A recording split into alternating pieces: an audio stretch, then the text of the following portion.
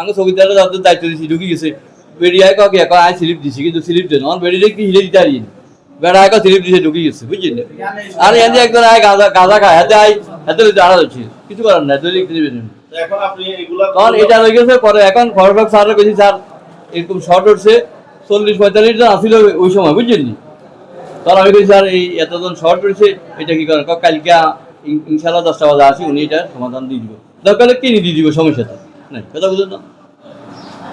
ধরেন 2-1 জন যদি বেশি নেয় ধরেন 5 জন বেশি নিলে বা এই যাক যেটা হ্যাঁ হ্যাঁ এখানে তো অনেক বেশি দিছি এখন ভাই যেটা আছে এটাই আমরা এতদিন কইতে পারতাম না যেটা এটা দিতে হবে আপনি কাউকে ধারণা করতেছেন নাকি কেউ আপনাদের এখান থেকে নিয়ে না আমার কারে ধারণা করো মাই